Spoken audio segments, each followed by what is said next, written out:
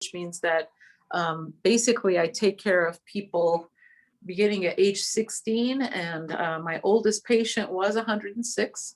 I take care of people for things like sore throats and physicals, but also for complicated issues like cancer and diabetes and COVID. So during this past May, I actually worked in the hospital for a week taking care of COVID patients. And I've taken care of a lot of COVID patients as an outpatient. I've only lost one patient to COVID. That's one too many. He was a longtime patient of mine who had diabetes that was not well controlled because he did not want to go on insulin. But he was a very special person, and I will always remember him. And I think part of him losing his life is that he was sick right at the beginning of COVID. So we still didn't know a lot of information. So I also established the Rodham Institute, and the Rodham Institute, I established that about 8 years ago. And it's dedicated to improving health equity.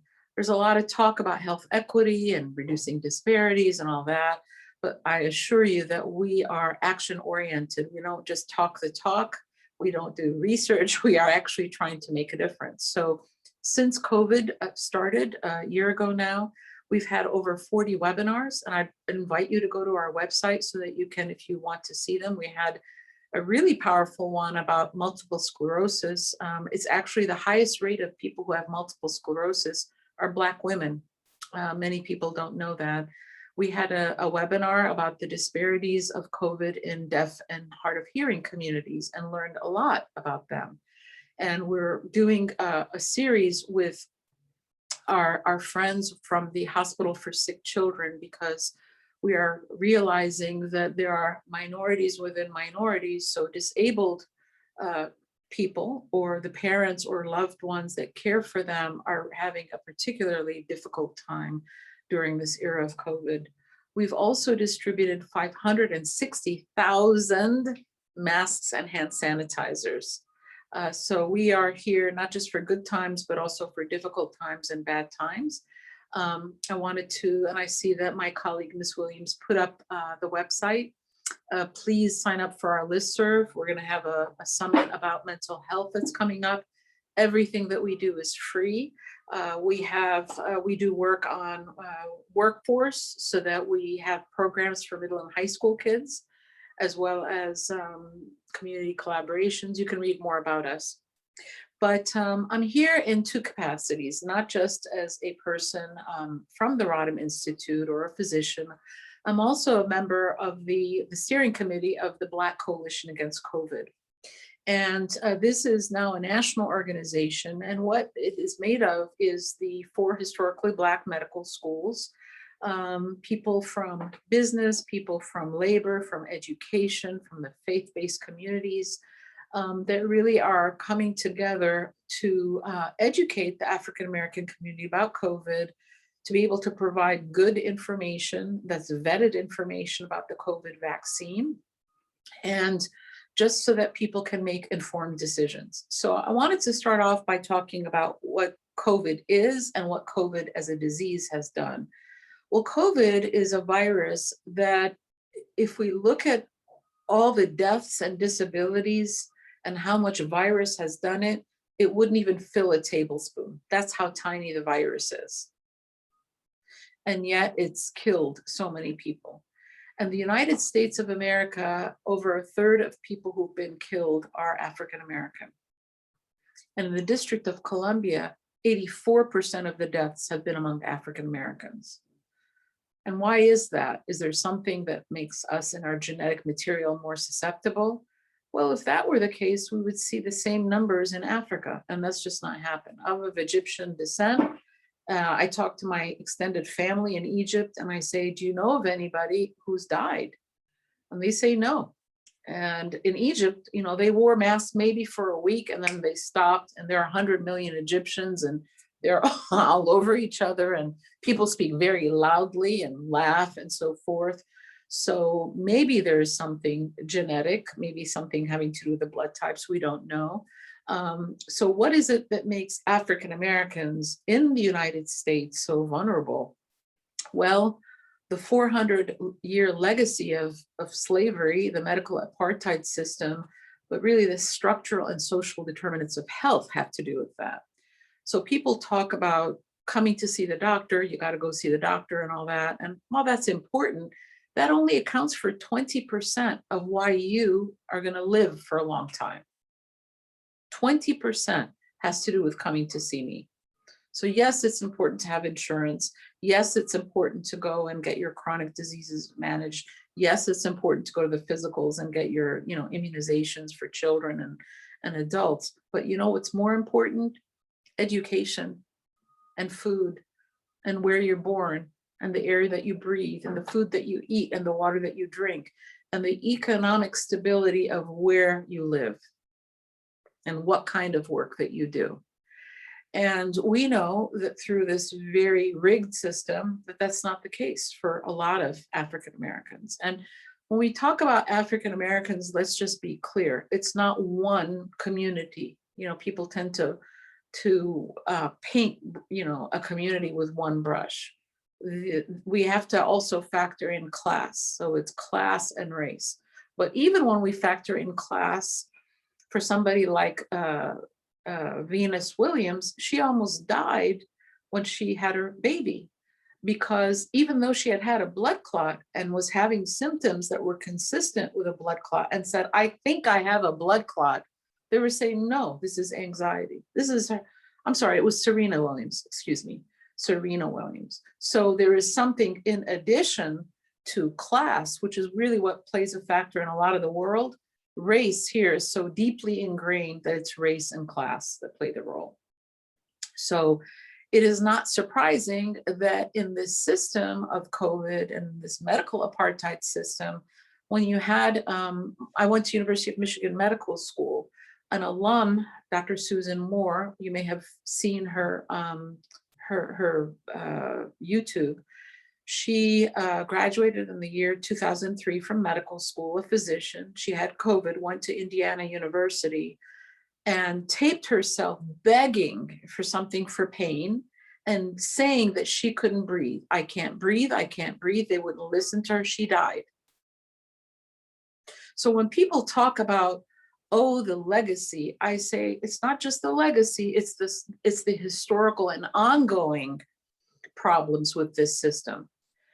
We'll talk about this more when we're talking about vaccine confidence and trust, because that's a huge, huge factor.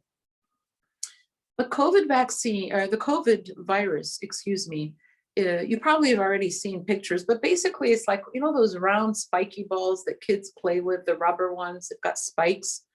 Maybe you might even have one in your office. So those spikes are the way that the virus gets into the body and infects the cells. Well, why is it this particular virus has been so deadly? I mean, the colds are caused by viruses, the flu is caused by viruses, there's so many other viruses. What made this virus so deadly?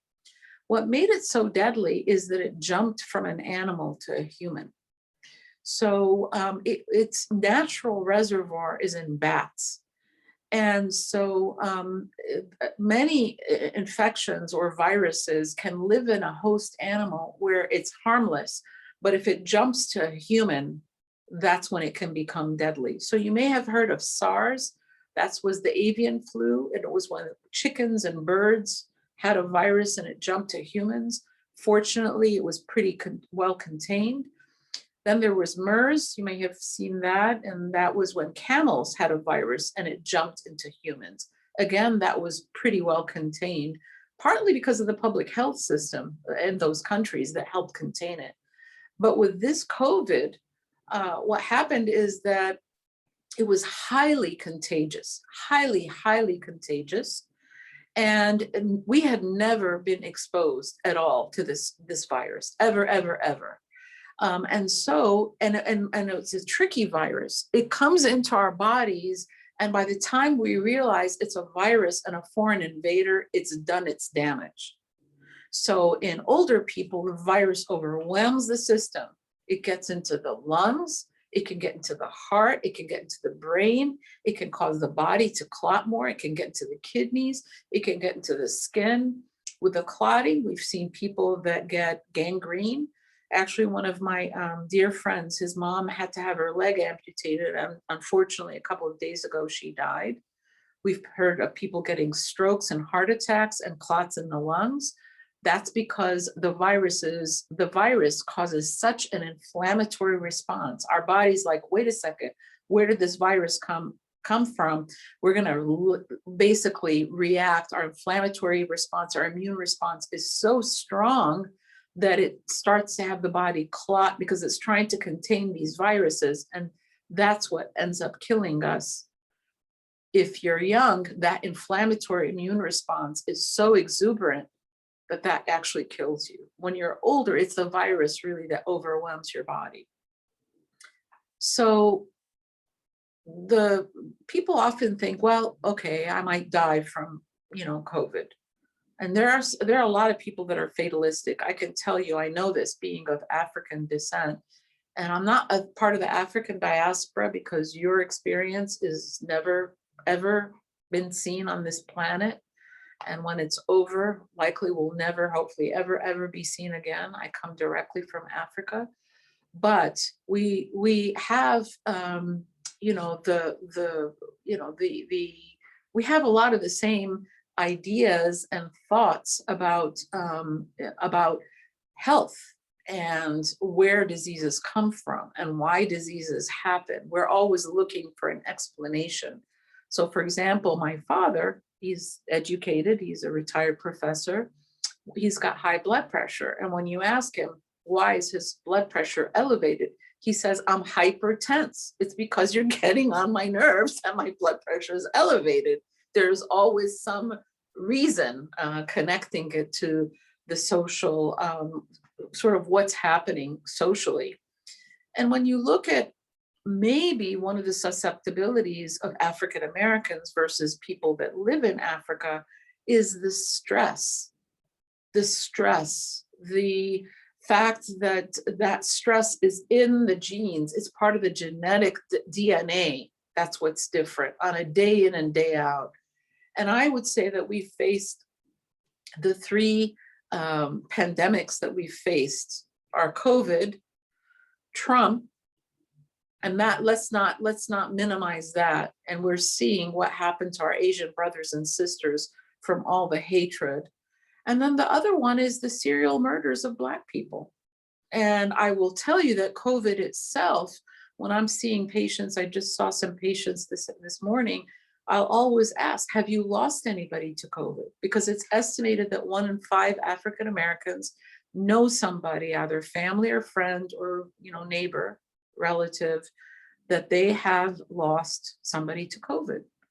So there are so many other things that are going on, not to mention the stress. If you have kids that are in school and they have to do this whole, virtual thing, I think now people have a much deeper understanding for teachers, right? And why teachers should get paid a lot more, because teachers, God bless them, they do a lot of work. So there are lots of stressors. So the COVID virus hits, and what I was starting to say is that there is a fatalistic aspect, Egyptians, well, if I die, I die, it's, whatever. But what people don't realize is that there's disability associated with COVID. There's disability that can happen from the things that I mentioned, like stroke and heart attack and even gangrene. But there's also something called the long hauler syndrome. And that syndrome is when people cannot focus, they can't think, they feel very fatigued, they get chest pain, they get shortness of breath. And yet when they go and we get them checked out to see if they've had a heart attack or another clot, they don't have that. And that's really disabling. It's estimated that about half of people that get COVID have it impact their heart in some way. Now, fortunately, most of the people get better, but not always. So that's the virus, and we know that it's devastated us. It's devastated us in loss of life, and even the funerals. We can't even get together to comfort each other. Even when people are sick. This patient that I told you about, my longtime patient, we had to get a phone and FaceTime so for him to say goodbye to his family. I mean, it's really gut wrenching, not to mention celebrations. You know, how many weddings and graduations have you missed? How many parties? How many get-togethers? A lot. And then, of course, the economic toll that it's taken. And there's been a disproportionate impact in sort of education. So it's been a lot. So that's why when the vaccine came out, in addition to all the things that we should be doing, right? Like, you know, washing our hands, the physical distance, the masks.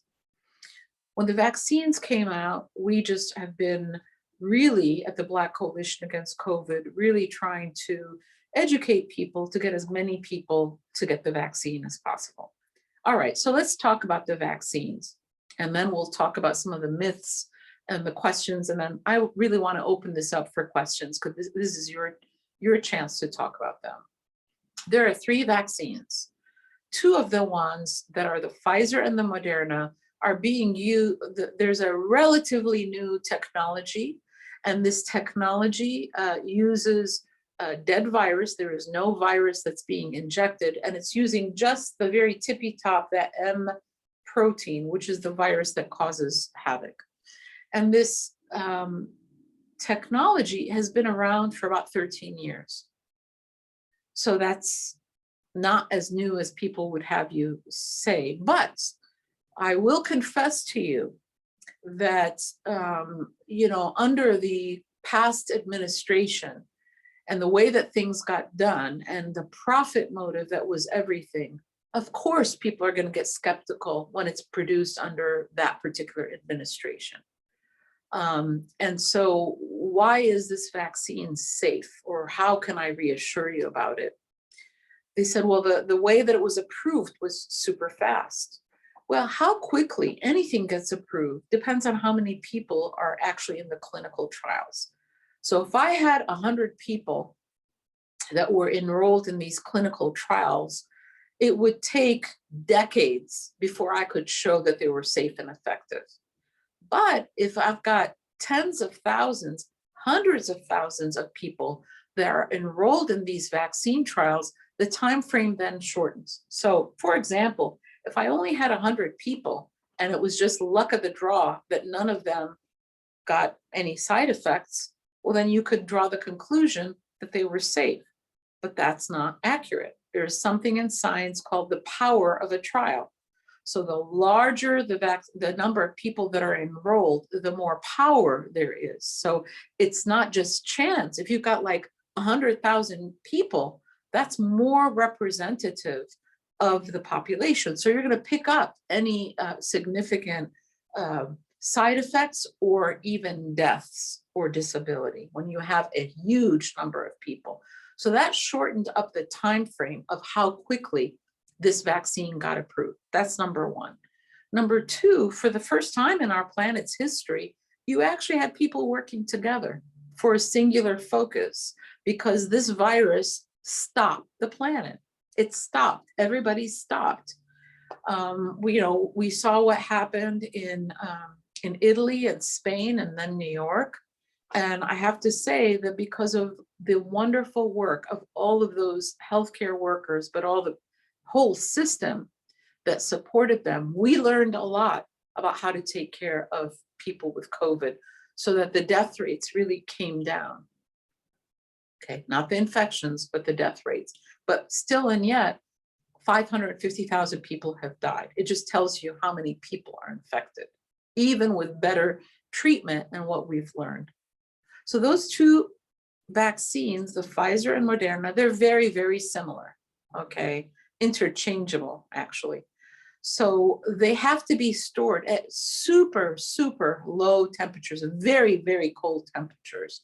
And that's a disadvantage. So for example, I'll talk more about this. We're going to have an April 3rd event in Ward 8, which is why we're trying to give you this information ahead of time, excuse me. So the storage of it, if this was a rural place, like some rural place in, let's say, Virginia, we would really have to think about how we're going to get the vaccine, because from the time it comes out of the refrigerator, it takes about 6 hours before we can't use it up. That's why some of these young folks, these young white folks, stand outside of a giant pharmacy. And if by 3 o'clock it's not been used, then they want to give it away because they don't want to waste it. So that's why you're seeing that. So that's the Moderna and the Pfizer. It's also given in 2 doses. So the Pfizer, you get 1 dose, and then 3 weeks later, you get the second dose. With Moderna, you get the 1 dose, and a month later, you get the second dose. And then Johnson and Johnson. So Johnson and Johnson has been tested just as much as these other 2 vaccines. Its advantage is that it's 1 shot. Its advantage is that it can be stored for 3 months. Okay, that makes a big, big difference for developing countries, for rural communities. It's just a lot easier. Plus, if you're busy and you've got, other things to do, it is a pain to, schedule 2 shots. Now, there's been a lot of talk about, well, Johnson and Johnson is not as effective as the Pfizer and Moderna, and this is what I'll tell you. It reduces death and disability down to 0, just like the Moderna and the Pfizer. So they are 3 equally effective in reducing death and disability and people ending up in the hospital, which to me is the bottom line. So what's the difference? Well, with Moderna and the Pfizer, you are less likely to get COVID, period. With the Pfizer, with the Johnson and Johnson, forgive me, there's a chance that you could get COVID, but it'll be more like the cold or the flu. You won't die from COVID. And then you're making up for it with the convenience of having 1 shot. There's another theoretical convenience. The technology that's used with Johnson and Johnson is the same technology that we use for all the vaccines that we otherwise take, the tetanus, the flu. So people have a certain comfort level. And I will tell you that when the vaccine first came out, I'm like, I don't want to be the first to try this. I mean, me, I'm a doctor. I don't want to be the first to try it. So I was kind of glad that in England, they were kind of testing these things out first to make sure about its safety. I will also tell you that the best vaccine to take is the one that you can get first, because there was just a report issued today that these variants that are circulating are even more deadly and more contagious, okay? And the shot that's going to be given on April 3rd is the Johnson and Johnson vaccine. So that's the advantage, is that you get 1 shot. It may be theoretically better at some of these variants, perhaps because of the technology. This is my opinion. We don't know this for a fact, but that may be the case. So why is it that we're hearing about these variants? And I have a friend who used this analogy yesterday, Dr. Melissa Clark, that I really like. When the virus infects you, think of yourself as a coronavirus factory. You're making more and more and more virus. And when that happens, the quality control goes down when you have so much virus that's being produced. Now, most of the time, the defects or the variations are nothing to worry about. But sometimes the variations make the virus more able to infect, so more contagious, or make it more deadly because it gets smarter. So that's why vaccinations are so important, because it shuts down having the COVID coronavirus factories in all of us. So there's less of a chance for these new, more dangerous mutations to develop. I'm going to stop there and make sure that I was clear, because this is a really important point. And one of the main reasons that we want to get people vaccinated is, just wave if that made sense to you, or if you shake your head no, if you want me to explain it again. You good? No, okay. So we're going to say it again. When you get infected with COVID, let's say not you or me, let's say somebody gets infected with COVID, their body becomes a COVID manufacturing plant. the virus is reproducing itself and making more virus. That's why it's contagious, right? Is that it's making, then you walk around, or the person walks around, and they can infect others.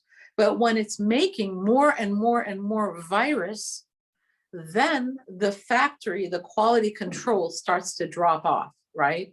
We know that McDonald's back in the day tasted a lot better than McDonald's now, right? Because now it's on an assembly line. So when there's more virus being produced, there can be defects in the virus. So most of these defects don't change its ability to infect. But sometimes what happens is that these defects make it more powerful, more easy to infect other people, and more dangerous. And today there was an issue, there was a research that was just released today that says those variants, the South African, the Brazilian, the UK, and now some homegrown variants, are more contagious. That's why we have to wear those extra layer masks, and more deadly. So the way to reduce the people having these coronavirus reproducing factories is to get people vaccinated. Because if you can reduce the number of people who have COVID, then the chance of these defective mutants and variants that can infect people even more easily, or cause more death and disability, gets shut down. Did that do better for the young man that did Mr. Joe did that? No, it wasn't Mr. Joe, it was Mr. Abdussalam. Did that clarify things a bit better? Yes, okay, good. Salam alaikum, by the way. So that's shukran. So that's why one of the reasons that we really want to vaccinate. Could we do it a different way? Could we use our masks all the time and physical distance and, wash our hands? Well, there are countries that did that very effectively. Look at a lot of the East Asian countries.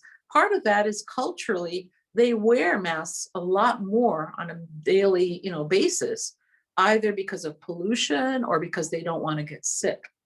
And so they were able to protect themselves until such time they could get a vaccine, because one of the things with a vaccine, when all of us get vaccinated, we can then return to our daily lives. We can have a mask burning party. We can get together. I love live music and I love to dance. That's one of the things that I really missed, along with my friends and being able to just travel and just be outside, and just socialize. So that's part of the reason you've seen differences across the world in how some places have handled that. That and the fact that they have a much better public health system. They have people that actually cared about the country. And I'm going to give you my theory about why so many Black and brown people and elderly people and people with chronic conditions died. Because the previous administration was carrying out what I believe was a passive genocide. I'm going to say that again. I believe that the previous administration was carrying out a passive genocide, because if you hear what they were saying about people 70 and above, yeah, some of these, I'm not going to use foul language because this is a family show. They said, well, if you're 70, you've had a good life. And they said, well, if you had a pre-existing condition, you died of that condition and not COVID. So my best girlfriend says, well, that makes about as much sense as if you're flying in a plane and you have diabetes and the plane crashes, you said you died of diabetes and not the plane crash. And then, of course, if there were Black and brown people dying, well, that was an extra bonus for this previous administration. And that's actually one of the things that I say when people are saying, look, there's a conspiracy to giving these vaccines. And the reality is who's dying of the virus? And guess what? Who's standing in line and being very aggressive and taking virus away from our communities? It's white folks. Because they're taking those shots. I mean, we've all heard stories We've heard stories about them going to the Giant, and they've had to actually hire extra security because that's how aggressive they have been in trying to get our shots, your shots, the community's shots. So can we be tracked with these shots? Can they put in a little computer chip? I hate to break it to you, we're already tracked. How many of you have this? How many of you are on your email and you look up a particular, you're talking about a particular topic, and all of a sudden, miraculously, there's an ad that matches the conversation. And by the way, I don't know about you, but that sometimes happens when we're on the phone. My mom the other day was talking about a Detroit pizza, because my brother is going to try to make a Detroit pizza. All of a sudden, on her phone, all these advertisements came up on Detroit pizza. So sorry, but we're already monitored. That's number one. Number two, harm from this virus, this vaccine. What is the harm from this vaccine? Well, you know, the good thing about vaccines is that the United States has a really good tracking mechanisms for vaccine side effects, partly because of childhood vaccinations. Did you know that if a child who gets a vaccine and it's been proven to have a side effect from that, there is actually money set aside to cover them for any disability for the rest of their lives? So there's actually a really good tracking system. And again, it's related to childhood vaccinations monitoring. So that's one of the public health system pieces that works very, very well in this country. So as a result, when AstraZeneca, which is given overseas in Europe, they started to see clots appear in the side effects, they started to look at that a little bit more closely. As it turns out, there's clots in the general population, and it doesn't seem like there's any more clots than anything else. But part of why that alarm was raised is because they were collecting information. So the vaccine is actually exceedingly safe, probably safer and definitely more effective than the flu vaccine. Flu vaccine, when it's our best year, maybe is 50% effective at reducing death and disability, maybe. Okay, so do you want to just, let's talk about right now, I want to get to some questions about what are some of the either things that you've been reading about social media, what your own hesitations are about getting the vaccine. Let's stop there and see if people have any questions or comments. And I want to preface this really quickly by sharing. I know we shared I know your managers may have shared a little bit about it, but on April the 3rd, Far Southeast will be partnering with about 10 other community-based organizations in the Southeast Tennis Learning Center to host the Don't Miss Your Shot COVID vaccine pop-up. And so our role is around outreach and engaging the residents that we work with every day to help get them equitable access to the vaccine. And so, just priming the conversation there. So you have questions that residents may have, you may have thoughts or opinions that residents may also have as well. You want to arm yourselves with the proper information. So now is the time. We have the expert on the line. I would also say that one of the things that we're doing at this vaccination pop-up is that it's also going to be trying to re-engage people and to enroll people in services. You know better than me that people are really struggling with food and mental health issues and housing. So we decided to bring our food partners, Martha's Table, Food and Friends, Capital Area Food Bank, DC Greens, so that they could help enroll people into their programs. They've got some excellent programs. And on the day of the event, we're also going to be providing food. The mental health services, again, very important. People are in crisis. We know that the suicide rate among young African Americans has actually gone up. It's actually historically been lower than in white counterparts. And then the other key thing is to re-engage people into care, because there's been a 30% decrease in the United States of new cancer diagnoses. And there's been a 63% decrease among some insurance companies of people even showing up for their chemotherapy. We will have food resources too. The more food, the better. Because you know why? Food of all the social determinants of mental health is number one, more than housing. So if you ever see a homeless person, give them food, not money. They do, because food is what they need. It'll actually help with their mental health crisis, which makes sense. Food is a basic need. I'm sorry, Ms. Lacey, did you have a question or comment? No. Oh, okay. I saw you. I was going to say I work with the homeless families in DC, so we're gonna and we have 45 families currently, and we're definitely going to talk to them about coming out April 3rd. Great. Yeah, it's estimated that the children now that are going to bed hungry has gone up to 1 in 10 kids overall. And by the way, COVID has had a negative impact in terms of reducing life expectancy of African Americans just in 1 year by 2.3 years. So the life expectancy has actually gone down. I have a question. Yes, ma'am. Excuse me for having my camera off. It's just that this meeting is very triggering. Is it true that once someone is vaccinated, that they can be around other people that are vaccinated without masks? Yes, that's the latest CDC recommendation is that, but remember, it takes 2 weeks to be fully protected. And I'm sorry that this is triggering for you. I don't need to obviously know why, but I can hear it in your voice. So we hold you in our hearts. But yes, their latest CDC recommendations is that you can be around other people who have been vaccinated after 2 weeks. That's the time frame, without your masks, in small groups, not really large. So if you wanted to have a dinner party with some people, you can actually see them. Although I will tell you, there are certain advantages to being masked. One of them is I've saved money on lipstick, and if I forgot marks on my face from sleeping, people don't see them.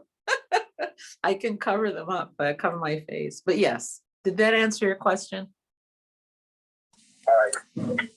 Can I say something? Of course. I wanted to one of the reasons why I say that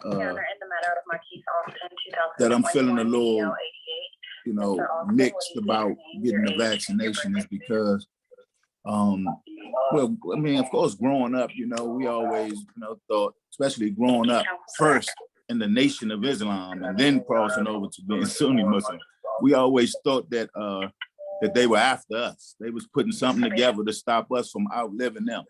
And I feel like I just don't trust them enough. And I'm a COVID survivor, and I know how much damage it can do.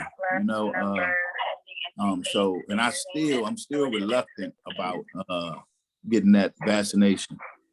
So that's why my ears stuck to the screen like that, so I can listen to you, because I need convincing, because I'm Spanish. Sure. Right. So thank you for that. And you have reason. And that's why I say it's not just the history and legacy, but the ongoing medical apartheid. And so, yes, there has been deliberate dismantling of African American communities. Did you know, for example, I'm sure you do, that in the 40s, there were less African American communities that had alcohol and drug use. So what happened with Reagan is that he actually, his administration deliberately brought crack cocaine to communities. This is well documented by a reporter from the San Jose Mercury newspaper that uncovered that, because they were trying to fund the Contras in Nicaragua, right? The very people that they're complaining are coming to the borders. They waged war on countries and certainly on communities, because think back, Berry Farm, which used to be the Berry Farm tobacco plantation. And then after the Emancipation Proclamation, The freedmen were given 400 acres. They turned it into a thriving farming community. Do you know that after they would till the fields, they would walk by lantern to where Howard University is now? And they built Howard University. Do you know that 1 in 4 adults attended Howard? Whereas now, through the school to prison pipeline, 1 in 4 are in prison. So yes, there's been deliberate dismantling, deliberate. Look at all the people that were assassinated. And now all of a sudden, 50 years later, after it doesn't matter, you see all the conspiracy, that did happen. And what, the FBI and other government agencies did, how they infiltrate groups. So the system is rigged, let's face it. The system is definitely rigged. But maybe now is the time to show the love letter, Ms. Beans, from the Black Coalition Against COVID. I think it's really a perfect time. So I would urge you to go to this website, blackcoalitionagainstcovid.org. But back in Thanksgiving, this was before the vaccines were available, this love letter was sent out to the Black community.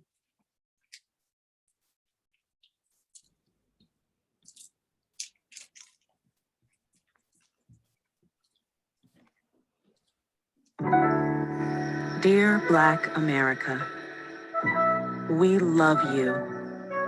We affirm that Black lives matter. And as Black health professionals, we have a higher calling to stand for racial justice and to fight for health equity. In the spirit of unconditional love for every single Black American, we have locked arms in an initiative to place the health and safety of our community at the heart of the national conversation about COVID-19. Respect for our Black bodies and our Black lives must be a core value for those who are working to find the vaccine for this virus that has already taken so many of our loved ones. Our colleagues across healthcare know that we are urging our community to take safe and effective vaccines once available. However, for this to be successful, they must do more to earn your trust now and in the future. We are on the front lines in care delivery and in key decision-making roles, from the lab to the clinic to the virtual boardroom. We urge you to hold us accountable. Please wear your masks, continue social distancing, hand washing, and avoiding indoor events until vaccines are widely available. With the holidays around the corner, we want nothing more than to break bread with our loved ones. But tradition cannot stand in the way of our health.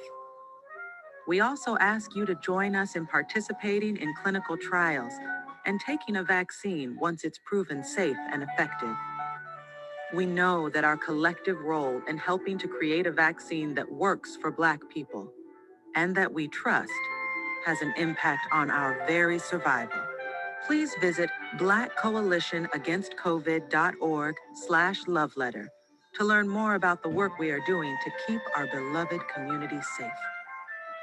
We will keep you in our hearts while we work to create a world that is healthier and more just than the one we know today. Love, America's Black doctors and nurses.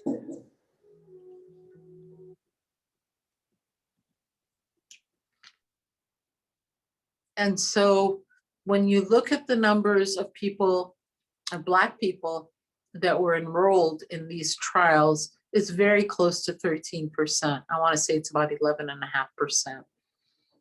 But Mr. Abdussalam, I would like Ms. Beans to pull up another video by the comedian Mr. Bell, comedian slash author slash commentator, TV personality. And when you're ready, just wave your hand, Ms. Beans, and I will stop talking. But yeah, this is not about forcing anybody to get the vaccine. You have to come to it. You have to feel comfortable with it. There was also a question about, does it alter your genetic material? And as I said, one can't know for sure. I don't believe so. And as I said, the technology for the Johnson and Johnson is no different than the flu vaccine. But guess what? I've had cancer not once, but twice. I don't have any family history. They checked all my genes. Even the second cancer had nothing to do with the first cancer, two different ones. The food that we eat, do you know that potato chips, which is one of my favorites, barbecue, sour cream, and salt and vinegar, are cancer causing? The air that we breathe, the water that we drink.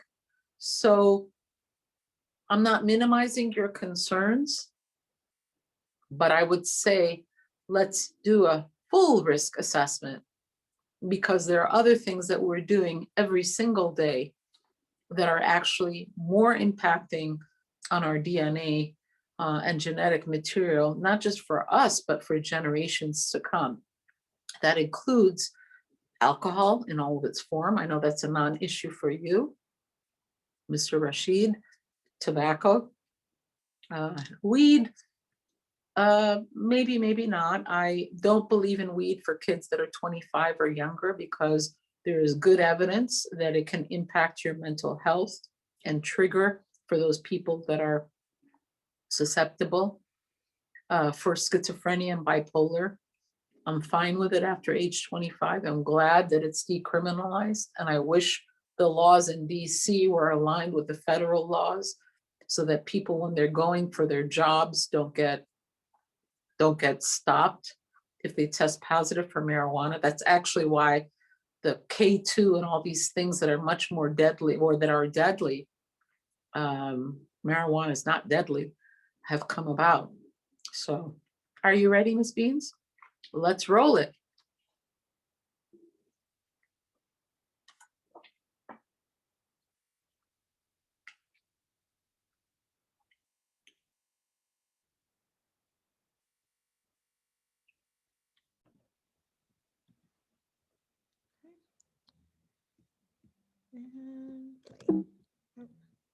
And people who pay attention to what Black folks are doing. My name's Hello, Black America, and people who pay attention to what Black folks are doing. My name's W. Kamau Bell.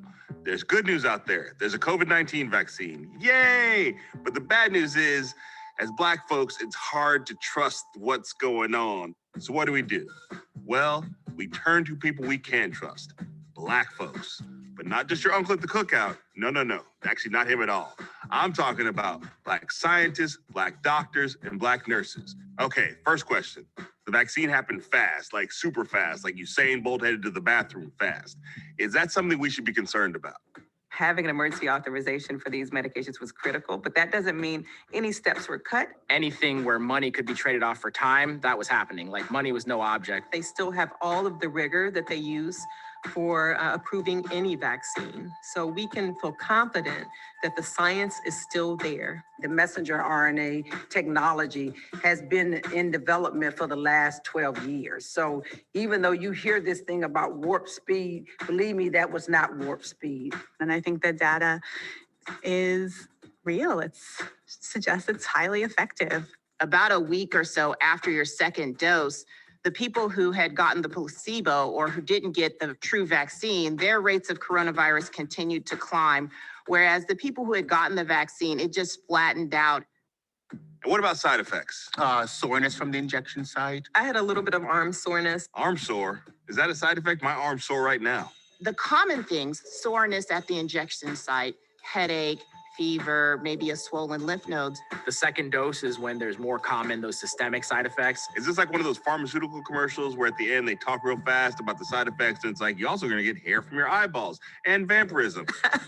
My sister texted me the second day after I got the first vaccine, and I remember she was like, "Are you a zombie yet?" And we just laughed, like, "No, I'm not." So the big answer is no. And the reason being is we are not injecting the virus into your body. The vaccine is training your body. It is making those antibodies to fight that disease. So I view it as a positive thing. So here's a question from everybody's uncle. And since I'm an uncle, it's a question from me too. Are the drug companies just trying to get rich off this? The drug companies will certainly get rich. Oh, drug companies are always trying to get rich, but that's not the point, right? That is really how a lot of our innovation happens. That is why the drug companies will spend millions upon millions in research. Were Black and brown people a part of this process, or was it only like white folks, you know, like NASCAR white folks? The trials were intentionally broad and inclusive. Yeah, Black and brown folks have been recruited for the clinical trials. We have ensured that each of the 4 historically Black medical schools, that we are all vaccine trial sites. So here's the big question. How much are you charging us for this vaccine? Right now, getting vaccinated is free. Free? Yes, it's free. Like free. It will be free. Like not even free 99. We have not charged anyone. Okay, should I be suspicious that you aren't charging us? No, because there are some things that the government invests in that for the good of the people. Taxpayers like you and I contributed to the development of these vaccines. What if I'm not worried about getting COVID-19? Like you could say, I never had smallpox. I've never had tetanus. Why do I need the shot? That's why we give vaccines. Vaccines are prevention. I pretty much tell people you're going to be exposed some kind of way, right? So you better be ready to fight. And what about you? Have you? Will you?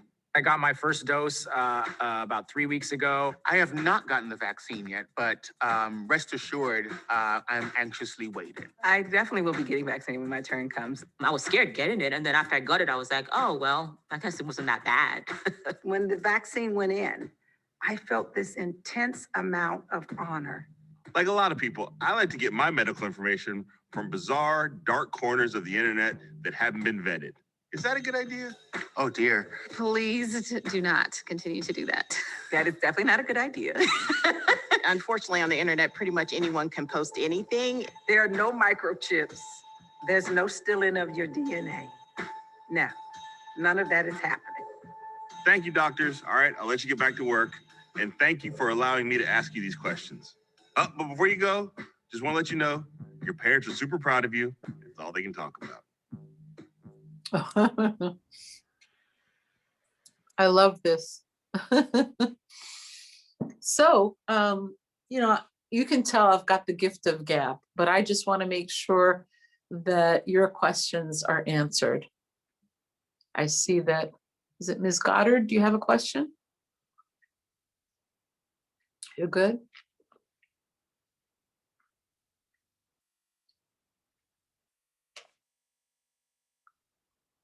All right, just a show of hands, how many people have had COVID? How many people have gotten the vaccine?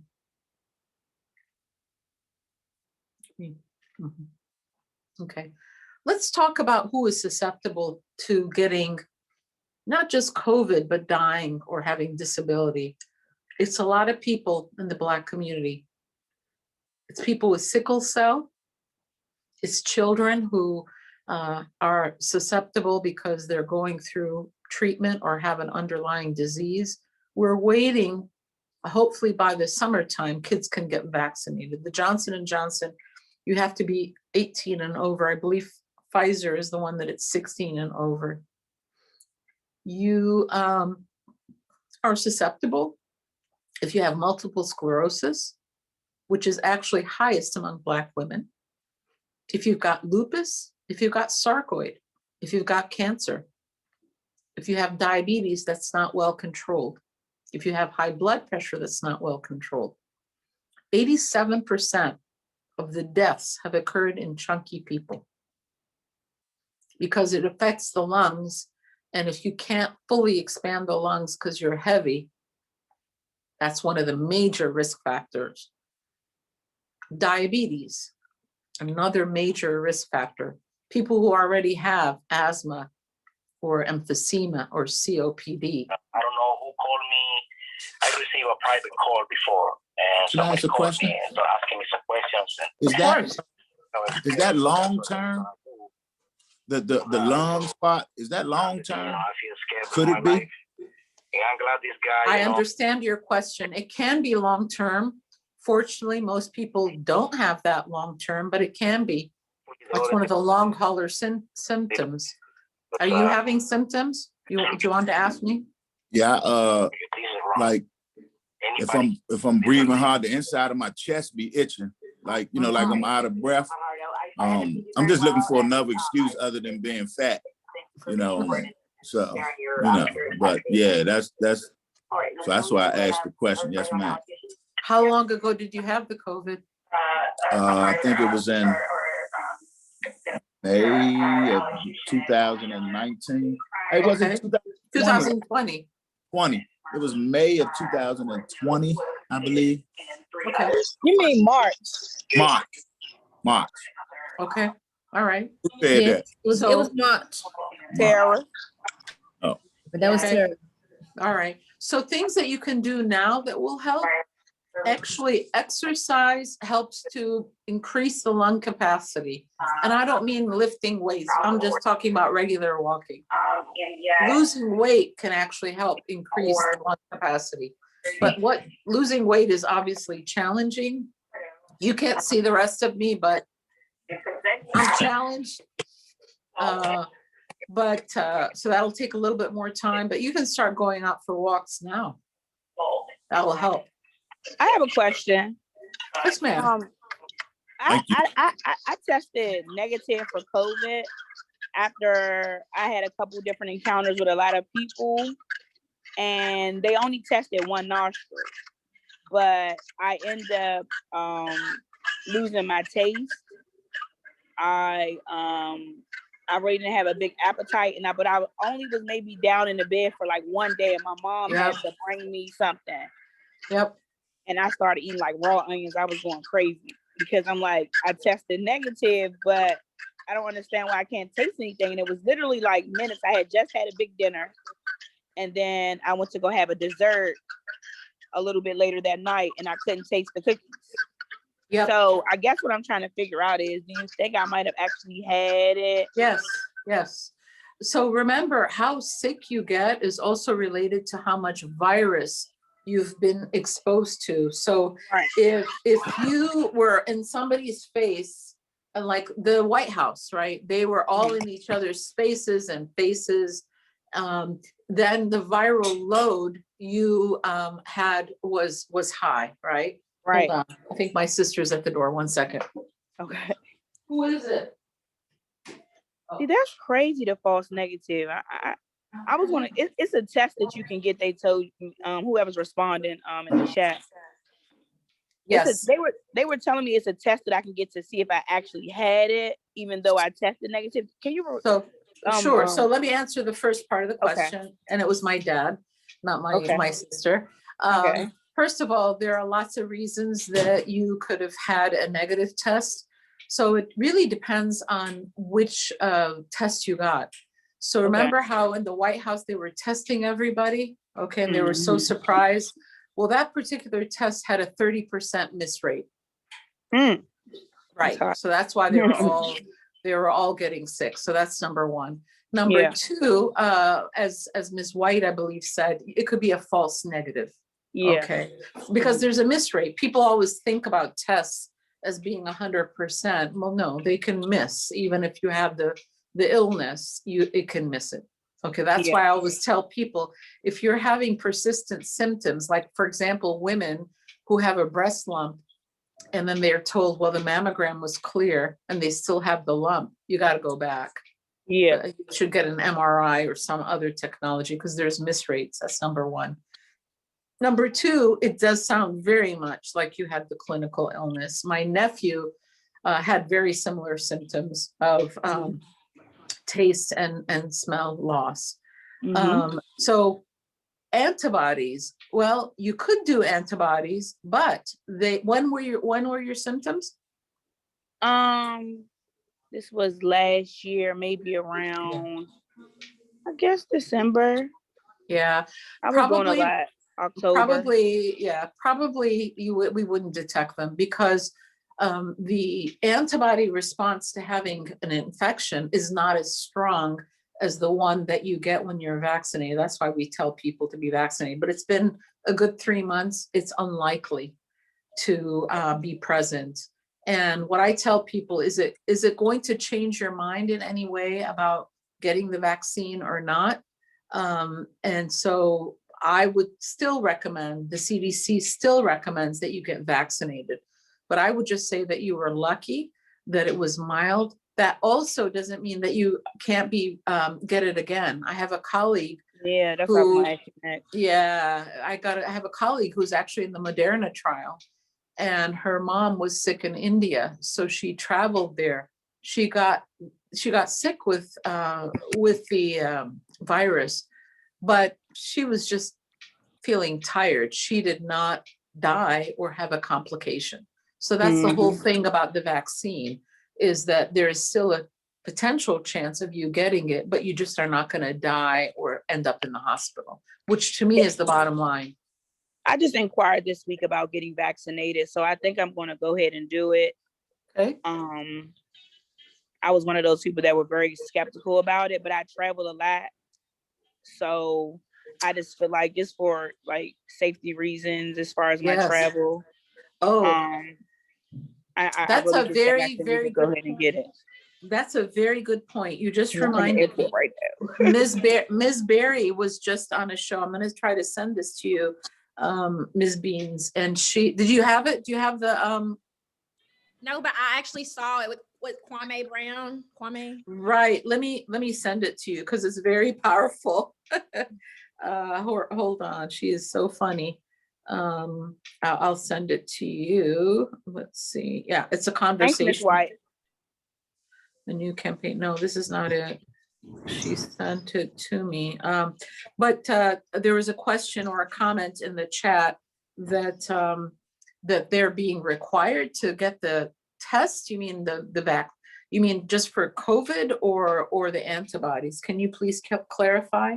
Yes, they wasn't saying that I had to, but I asked her to test my antibodies to see if I had it, and she said, "Why? Are you trying to get vaccinated?" Like that made a difference or something.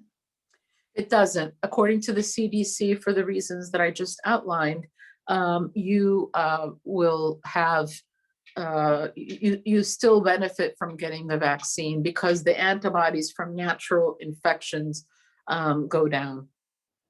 Did that answer your question? I want to make sure. Okay.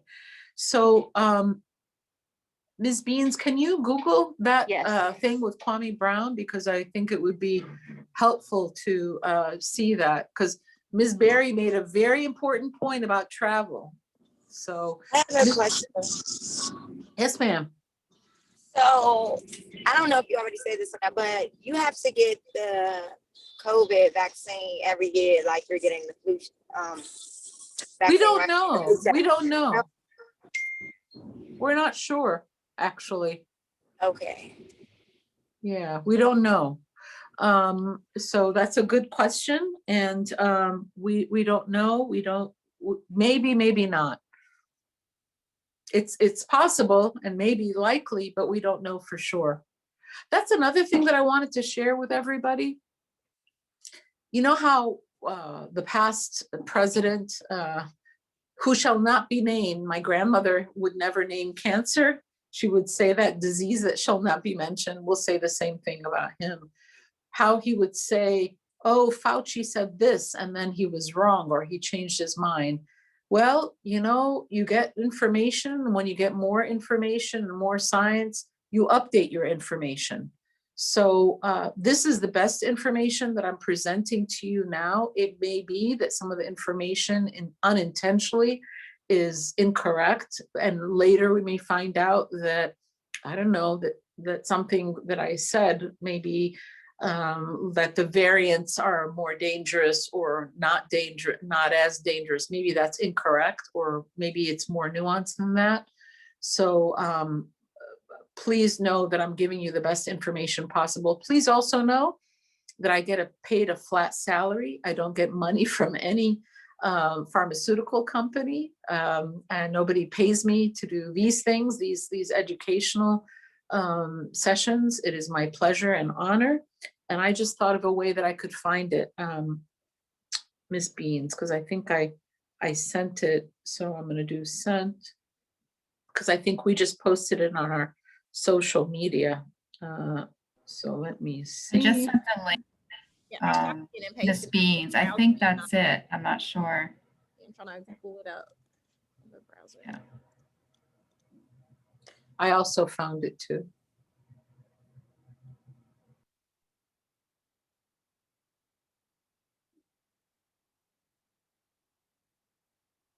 It's a good one because Ms. Cora Berry keeps it real.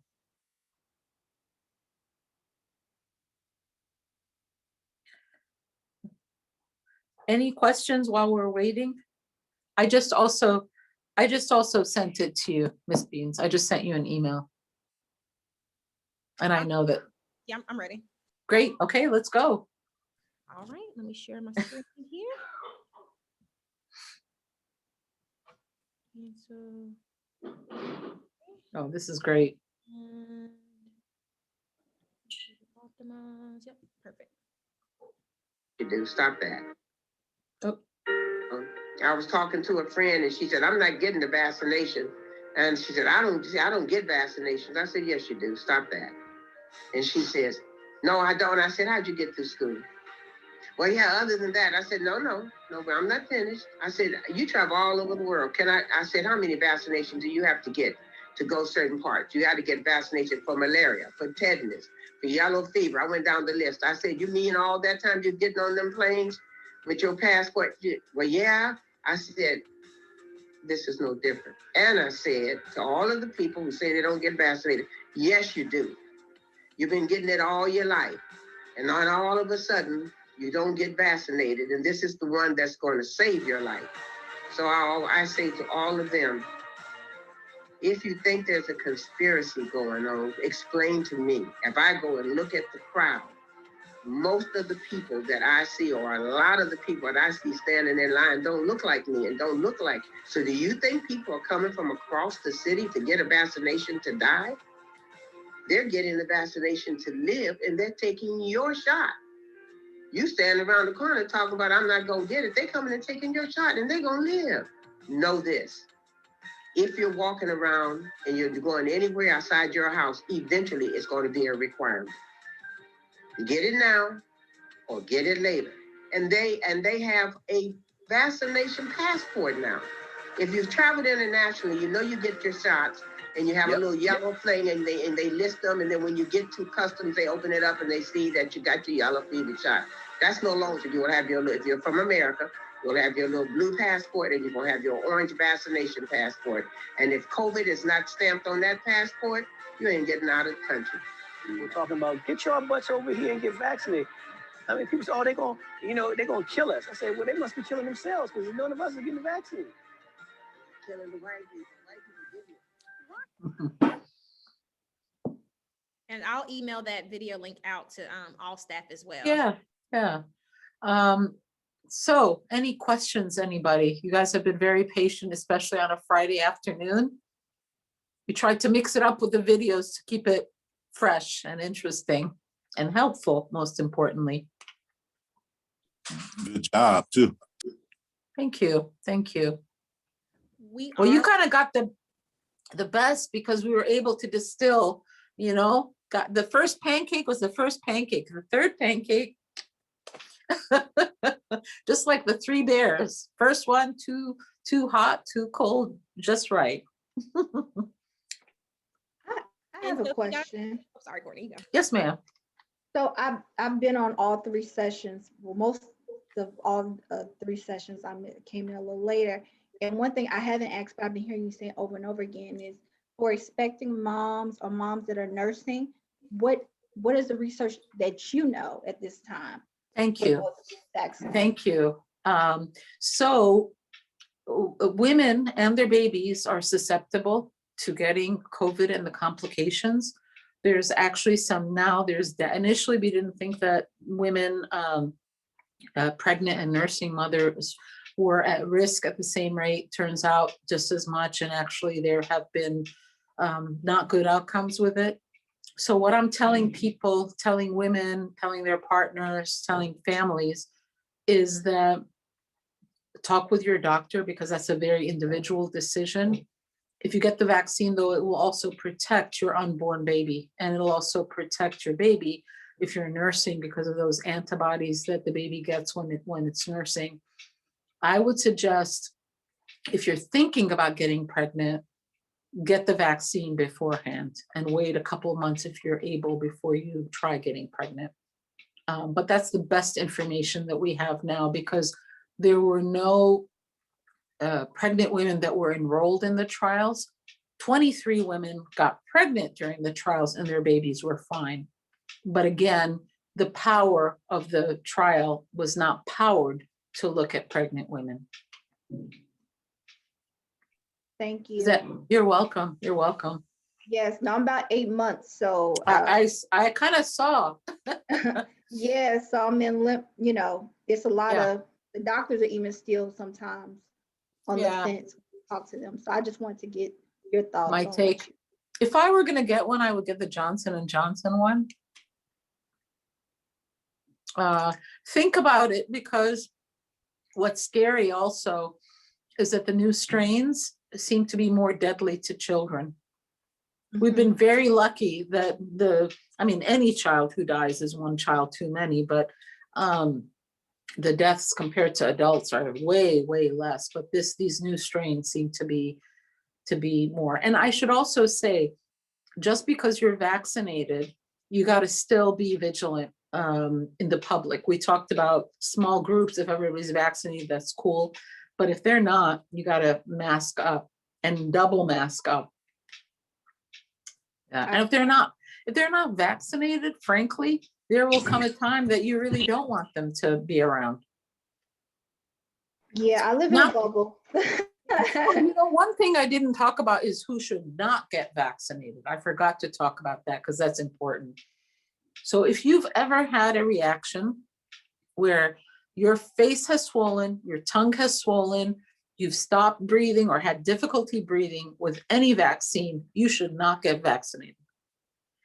And part of why we actually observe people for like 15 minutes afterwards is to make sure that they don't have any, reaction.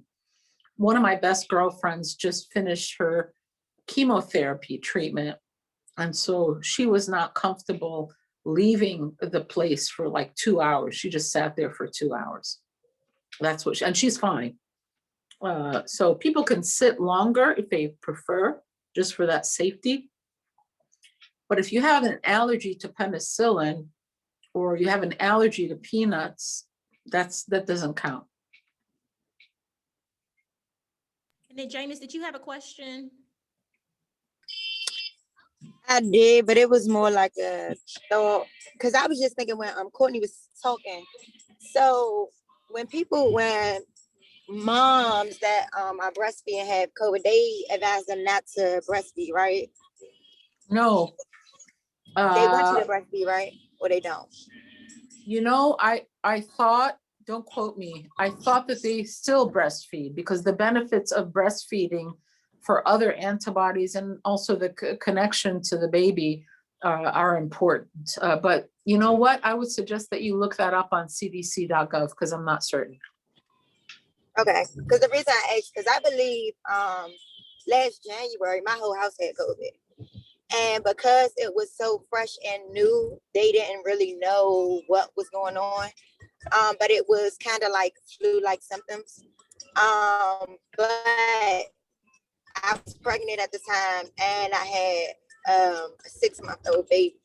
So he had COVID, I had COVID, my oldest son, and my significant other had COVID. So it was just a thought, because even with that, like now, my baby, she's 6 months now. She was tested for COVID twice.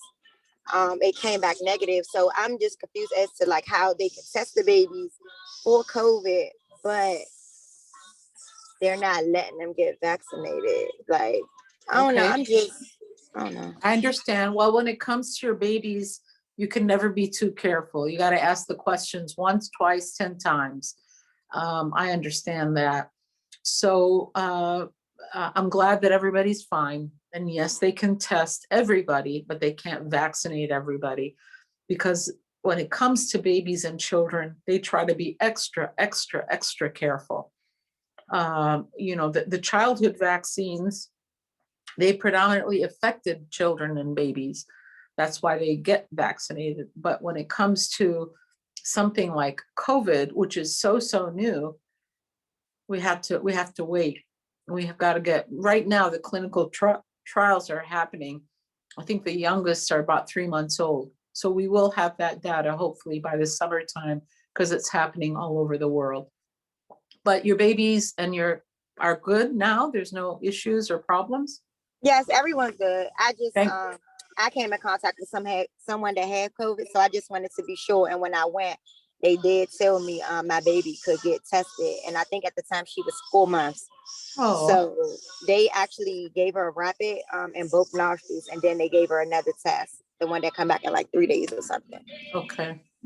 So, in other parts of the world, there are wet nurses. So if you're ever in a bind and you have a friend who is producing milk, that's how other cultures do it. The baby can nurse. Let's say if a mom was very, very sick or couldn't breastfeed for whatever reason, they have wet nurses. And so the baby could get the benefit of antibodies and the warmth from the breastfeeding. But at least in culturally speaking, I want to say in Islam, if you've nursed from the same wet nurse, you can't marry each other. You're considered like brother, sister. Well, think about it. It's another mom. Maybe not the one that gave birth, but she's breastfeeding you. Yeah, isn't that interesting? Yep. I have one more question. So could you tell me if this is a myth or not? So they say once you get vaccinated, when you go get your first dose, if everything is normal, you're okay. But once you go get the second dose of your COVID, and if you get some type of symptoms or get sick, that means you have COVID before. Is that true? No, that's not true. Okay. First of all, the vaccines that are going to be available is the 1 shot. But if you do get the 2 shots, it actually is, the first dose is getting your immune system ready to really rev up and make antibodies. The second dose is like, okay, we're ready. We're gonna produce more antibodies and fully protect you. That's why that second dose, people tend to have more symptoms. I'll tell you, if you're 55 and over, you tend not to have any symptoms, either the first time or the second time for that matter, other than some fatigue and a sore arm, but that can be different. And the symptoms, in addition to the ones that were mentioned in the video, can include fever, sometimes even high fever, and stomach upset and diarrhea. Usually it lasts for 48, no more than 72 hours.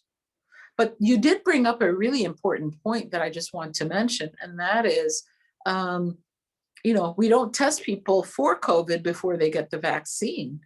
So it's possible that, a person could have had it, got vaccinated, like right when they were about to have symptoms, and then you're attributing everything to the vaccine when really it was the COVID. So if the symptoms last for more than 2 to 3 days, you should really contact your clinician. Also, things that should not happen with the COVID vaccine are shortness of breath or loss of taste and smell. Those are COVID specific. You shared a little bit the other day around why younger people may feel the after effects a little bit more. And for me, that was like what you shared was really profound. And so I don't know if you could share that tidbit. Sure. Well, when you're younger, think about it. Just let's think about this in general. When you're younger, if somebody says something or looks at you the wrong way, you're going to react very strongly. When you're my age, you're like, oh, they must be having a bad day or something is going on. You don't take it so personally. Our immune system is kind of the same way. When you're younger, it's like, what? This is new. I've never seen it before. I'm going to fight it, right? When you're older, it's like, well, that's part of the problem, is that the immune system is not as strong. That's why people can die more easily from pneumonia. It's like, okay. And that way, sometimes it can do more damage and people can die. That's what we talk about, people being immune compromised. There are certain medications that you see advertised on TV all the time, right? With a gazillion side effects for Crohn's, for psoriasis, people on lupus, rheumatoid arthritis take these medicines. Those depress the immune system So you don't have as big of a reaction, or people on steroids. But the problem is that your immune system is, excuse me, not as robust in fighting an infection. Untreated HIV is the same way. Immune system is depressed. Did that answer your question, I hope? Or not so much? You're kind of saying yes, but it's not a convincing yes, Ms. Bean. I'm sorry. Yeah. Yes, because Oh, okay. had the analogy the other day, and I thought that was something that really stood out for me. Oh, tell me, I can't remember it. No, that analogy you just gave about. Oh, okay. Yeah. That you react when you're younger, and when you're older, it's like, oh, been there, done that, it'll pass. And actually, that's one of the reasons that I think young people are having such a problem in mental health. Because when you're younger, you haven't had all those milestone celebrations and, the experience and, the wisdom that comes with having lived a longer time on the planet. And so it feels like it's never ending. Where if you're older, this is bad. I mean, it's very bad. Let's not minimize how bad it's been, but we know that eventually, it's going to turn around. Not that it's easy, not to minimize it, not that we won't get depressed or anxious or, God forbid, suicidal, but eventually this will get better. And it is getting better. I think after, with the warm weather and the spring and a new administration that actually knows what it's doing and people who care about others and people like us that are coming together for the singular purpose of taking care of the beloved residents of Ward 8, I think that there's hope. I mean, there's been some silver linings in this catastrophe. The silver lining has been that all of these injustices and inequities have been laid bare. The silver lining is that it's kind of redoubled our efforts. I don't know about you, but I think this is the same way. I think I can probably speak on your behalf to fight harder and harder and work harder for people that don't have. It's been horrible too. I mean, you can have two simultaneous truths, but I'm an optimistic person by nature, and I feel that things are going to get better. And they are getting better. That might be a good way to end, actually. Well, thank you again, Dr. Gigi, for coming on today for our third session this week. Our staff will receive a copy of the playbook that the Department of Health has developed. Once I have that, I'll share that out with you guys. And it's full of infographics and helpful information around the COVID-19 virus and the vaccine, in case you're out engaging with individuals in the community who may have barriers, who may have concerns about this. If you yourself have any additional questions, comments, concerns, anything like that that you would like for Dr. Gigi to answer, filter those through me. Feel free to call me, text me, shoot me an email, and I will reach out to her and get those answers for you. Yep. Please also go to the Black Coalition Against COVID.org. Please visit the Rodham Institute website and sign up for our newsletters. We have, I think, a lot of great information and listservs. And then please send out those 3 clips. I think they're great to be able to share with family and friends, or even post them on Instagram or social media. I think that they are so short, but yet really answer a lot of the questions that people have. So I hope that everybody continues to stay safe and healthy, and your families, and we will see each other on April the 3rd. Thank you. Bye-bye. Take care. Thank you. This was so great. Thank you. Oh, my pleasure. My pleasure. Anytime. I'm here for you. Ma salama. Bye-bye. Bye-bye. Bye-bye.